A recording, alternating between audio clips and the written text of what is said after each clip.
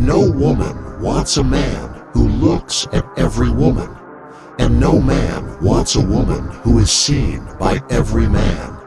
We live in the era of the most terrible inflation in human history. But it's not about money.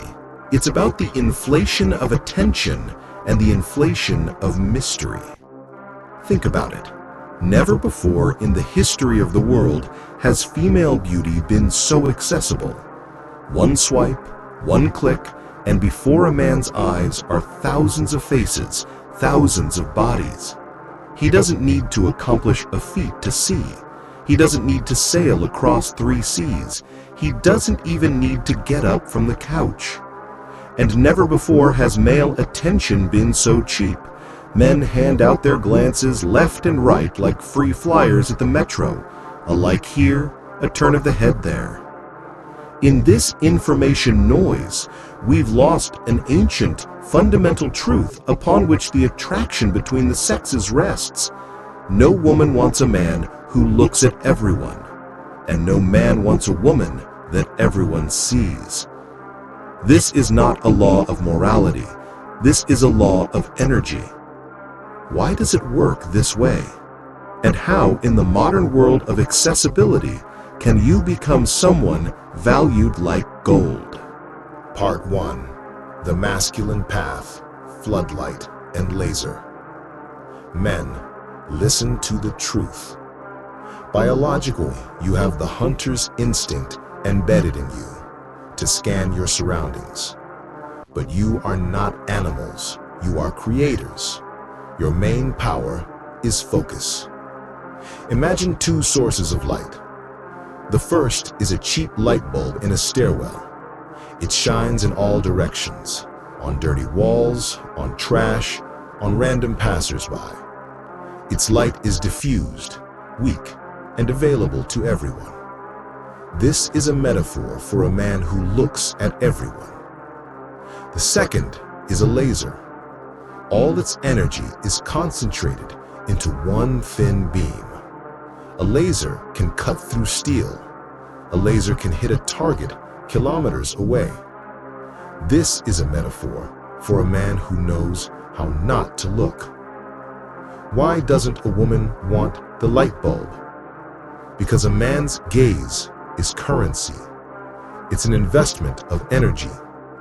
When you walk down the street and crane your neck at every skirt, when you scroll through your feed and like hundreds of half-naked strangers, you make thousands of micro expenditures. You hand out your masculine power penny by penny.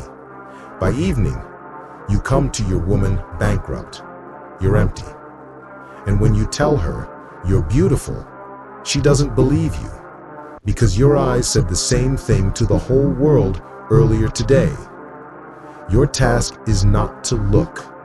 This is the highest asceticism of strength. Walk through a crowd of beauties like a king who doesn't need to peek into his subjects' windows. Preserve this hunger, accumulate this energy, and bring it home. The gaze of a man who doesn't look at anyone else weighs 1,000 tons. Under such a gaze, a woman blossoms because she feels like the only one, not just another one. Part 2. The Feminine Path, Shop Window and Treasure Vault. Women, the modern world has deceived you. Marketing screams, show everything so you'll be valued. Be brighter, strip down. But the world has confused popularity with value. Imagine a beautiful item in a shop window. Thousands of people pass by. They stop, look, point, evaluate, discuss. Someone wants to buy it. Someone just admires it. Someone envies it. This item is public property. Now, imagine a precious jewel kept in a safe in a velvet case. Only one person has the key to the safe. No one else knows how it shines in the darkness. No one else has touched it. A man, by nature, is a conqueror and a possessor. He's not interested in what has already been consumed, by the eyes of hundreds of other men. When a woman puts herself on display, in life or on social media, she becomes that very shop window. She receives attention, cheap currency, but loses sacredness. A woman that everyone sees is a book that's been read. Everyone knows its cover. Why buy it and keep it on the shelf? Your task is not to be in everyone's sight. This doesn't mean wearing a sack. It means leaving space for mystery. It means dressing and behaving so that a man understands what everyone sees is just a polite facade. But the sweetest, the most tender, the most real, that's exclusive content, available only to me. When you're hidden from the crowd, you accumulate feminine energy. You don't feed other people's demons with your beauty. You preserve it for the one who deserves it. Part 3. Parable, the Lighthouse Keeper and the Secret Garden. For this truth to enter your heart, I'll tell you a legend. In ancient times, at the edge of the earth, where the black ocean crashed against the rocks, there lived a young lighthouse keeper named Ilion. Ilion was proud. He had the most powerful lamp on the coast, but he was young and vain. He wanted everyone to see his light, and every night he began to rotate the lamp chaotically. He illuminated not only the sea, but also the town square, the windows of houses, the trees in the forest. He wanted to embrace the whole world with his attention. People were initially happy about the light, but quickly got used to it. Ilion's light became mundane. It was everywhere, which meant nowhere. Ships at sea stopped using it for navigation because the beam darted around and didn't show the way. Ilion expended colossal energy, but remained alone. He was a public streetlight. In the same town, behind a high wall covered with wild grapevines, lived a girl named Amira. She had a wonderful garden. Her friends told her, "Amira, tear down the wall, cut down the vines, show your garden to the town. Let everyone walk by and admire what a wonderful gardener you are." But Amira replied, A garden where crowds walk becomes a trampled wasteland. Flowers will wilt from hundreds of hands. I want my garden to bloom for the one who finds the gate. Years passed. Elian, tired and empty, one day understood. The power of light is not in breadth, but in concentration.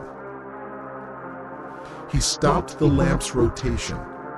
He turned away from the town and temptations. He gathered all the rays into one powerful, dense beam and directed it motionlessly at one point into the darkest thicket, where, as he felt, something important was hidden. He became a laser. This beam was so strong that it pierced through the foliage of an old garden. Amira, sitting in darkness, saw this light. This wasn't the darting, fussy glimmer she had seen before. This was a calm, heavy, confident gaze that was searching specifically for her. She understood. This man isn't seeking entertainment. He's seeking essence. And she opened the gate. For the first time, Elian saw the garden that no one else had seen, and Amira found the light that shone only for her. Moral: if Elian had continued to look at everyone, he would never have pierced the darkness. If Amira had been in everyone's sight, her garden would have been empty by the time Elian arrived. Conclusion: building the fortress. We're not just seeking a partner. We're seeking an accomplice. A happy relationship is a conspiracy of two against the whole world. It's the building of a fortress. In this fortress, strict rules apply. The king has windows, eyes, but he looks through them to guard his domain, not to envy his neighbors. The queen has treasures, but she keeps them in the throne room, not scattered in the marketplace. Men, be greedy with your glances. Don't waste them on emptiness. Let your gaze be a reward. Women, be greedy with your accessibility. Don't give your image to those who aren't ready to fight for it. Happiness loves silence. Love loves exclusivity. Be the one who doesn't look around, and be the one that not everyone can see. And then you will truly find each other.